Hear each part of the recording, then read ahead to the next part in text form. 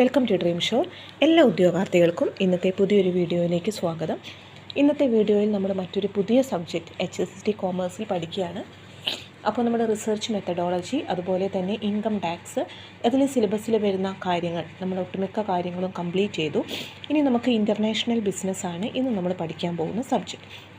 അപ്പോൾ ആദ്യം തന്നെ നമുക്ക് എന്താണ് ഇൻ്റർനാഷണൽ ബിസിനസ് എന്നതിനെക്കുറിച്ച് പറയാം. What do you mean by international business? The term international business refers to any business that operates across international borders, and its most basic it includes the sale of goods and services between countries.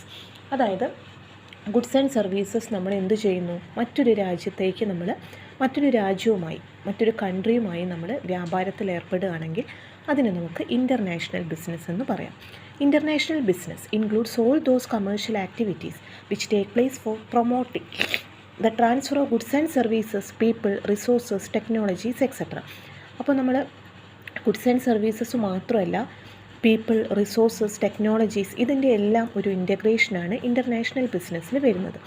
Economic resource transactions may include skill capital and people for international production of goods and services, such as banking, finance, insurance, ഇതെല്ലാം നമുക്ക് international ബിസിനസ്സിൽ നമ്മളെ help ചെയ്യുന്ന ഫാക്ടേഴ്സാണ്. It is also known as global business because it requires conducting business transactions all over the world. അതായത് നമ്മുടെ വേൾഡിൽ മൊത്തമുള്ള business transactions conduct ചെയ്യുന്നത് കൊണ്ട് തന്നെ നമുക്കിതിനെ ഗ്ലോബൽ ബിസിനസ് എന്നുകൂടി പറയാം. Next, international trade. There are mainly two types of trade: Inter regional trade and international trade.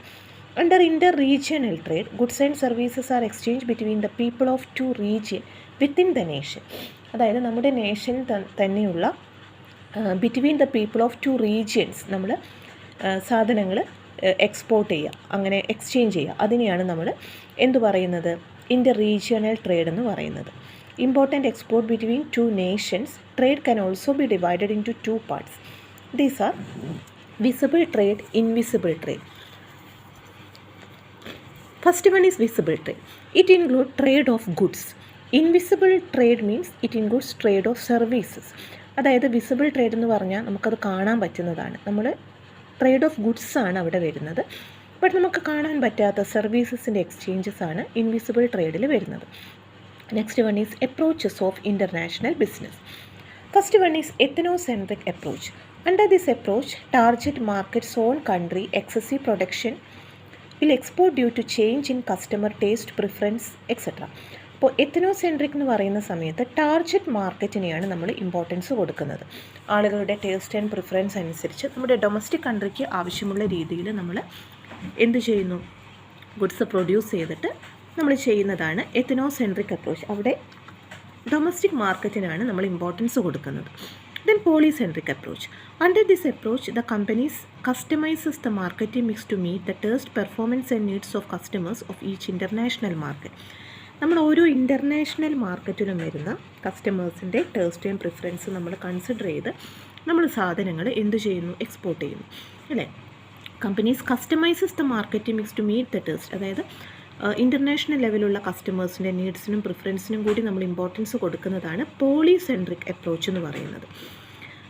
പിന്നെ നെക്സ്റ്റ് വരുന്നത് റീജിയണോസെൻട്രിക് അപ്രോച്ചാണ്. Under this approach, many operating successfully in a foreign country think of exporting other neighbouring countries of the host country.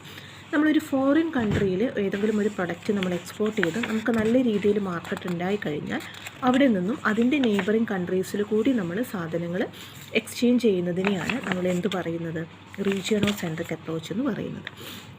Then next one is geocentric approach. Under this approach, the company analyzes the taste, preference and needs of the customers in all foreign market and then adopts a standardized marketing mix for all the foreign market. Geocentric approachൽ company എന്ത് ചെയ്യുന്നു, എല്ലാ foreign മാർക്കറ്റിലുമുള്ള കസ്റ്റമേഴ്സിൻ്റെ taste and preference consider ചെയ്ത് ഒരു standardised ആയിട്ടുള്ള marketing mix select ചെയ്യുന്ന രീതിയാണ് ജിയോസെൻട്രിക് അപ്രോച്ച് എന്ന് പറയുന്നത്. നെക്സ്റ്റ് വൺ ഈ stages of internationalisation. First one, domestic company. Domestic company എന്ന് പറഞ്ഞാൽ എല്ലാവർക്കും അറിയുന്നതാണ്, അല്ലേ. Then international company. Focus on domestic practices but extend wings to foreign countries. Domestic പ്രാക്ടീസസിന് ഇമ്പോർട്ടൻസ് കൊടുത്ത് നമ്മൾ സാധനങ്ങൾ എന്ത് ചെയ്യുന്നു, extend it wings to foreign countries. Export and ഇമ്പോർട്ടാണ് ഇവിടെ ഉദ്ദേശിക്കുന്നത്. Then multinational company, different strategy for different മാർക്കറ്റാണ് multinational company. Then global company, either produce in one country and market globally or produce globally and market domestically. അതായത് നമ്മുടെ domestic കൺട്രിയിൽ produce ചെയ്യുന്നു, market ചെയ്യുന്നത് globally ആണെങ്കിൽ അത് ഗ്ലോബൽ കമ്പനിയിൽ വരുന്നതാണ്.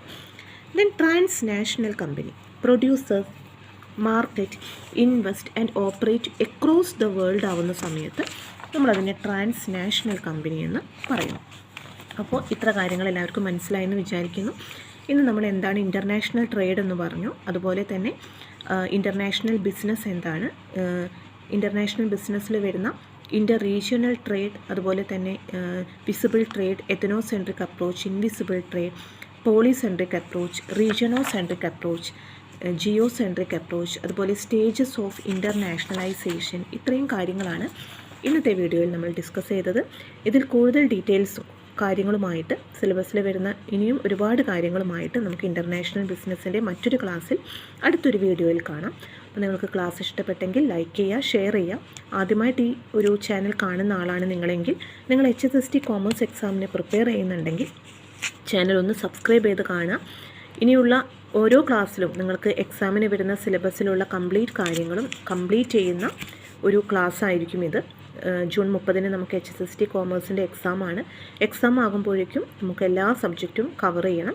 അപ്പോൾ അതിൻ്റെ നോട്ട്സും കാര്യങ്ങളും എല്ലാം നിങ്ങൾക്ക് ഈ ക്ലാസ് കേട്ട് ഡിക്റ്റേറ്റ് ചെയ്യാവുന്നതാണ്.